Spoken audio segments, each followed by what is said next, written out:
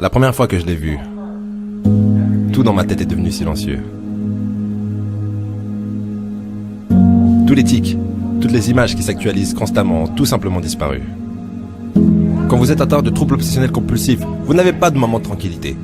Même au lit, je pense. Là, je verrouille la porte, les mains propres, la porte, les mains propres, la porte. Mais lorsque je l'ai vue, la seule chose à laquelle je pouvais penser était la courbe qui faisait le contour de ses lèvres, ou le cil sur sa joue, le cil sur sa joue, le cil sur sa joue.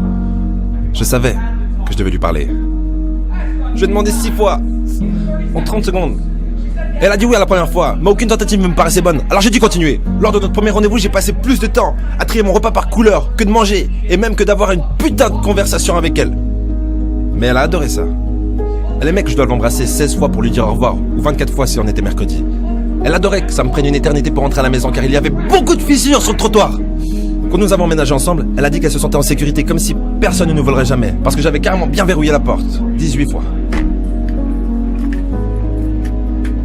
Je regardais toujours sa bouche quand elle parlait, quand elle parlait, quand elle parlait, quand elle parlait, quand elle parlait, quand elle parlait. Quand elle a dit qu'elle m'aimait, sa bouche se recroquevillait sur les côtés.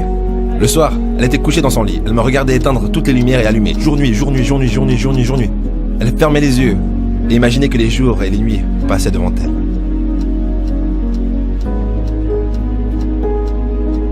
Certains matins, je l'embrassais pour lui dire au revoir, mais elle partait rapidement parce que je la mettais en retard pour le travail.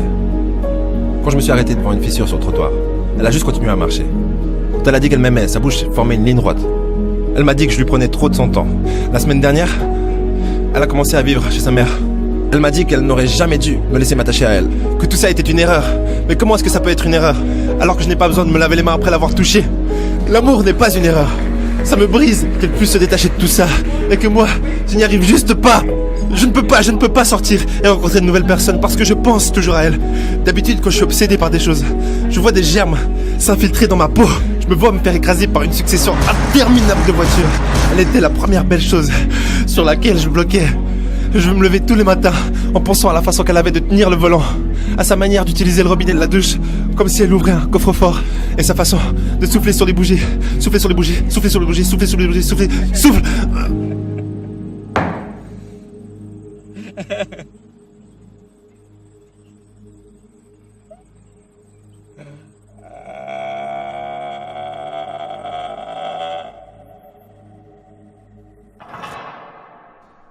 Maintenant, je pense juste à qui d'autre l'embrasse. Et je ne peux pas respirer en pensant qu'il l'embrasse qu'une fois, et qu'il s'en fiche de savoir si c'est parfait. Je veux tellement qu'elle revienne, tellement, que je laisse la porte ouverte, et que je laisse la lumière allumée.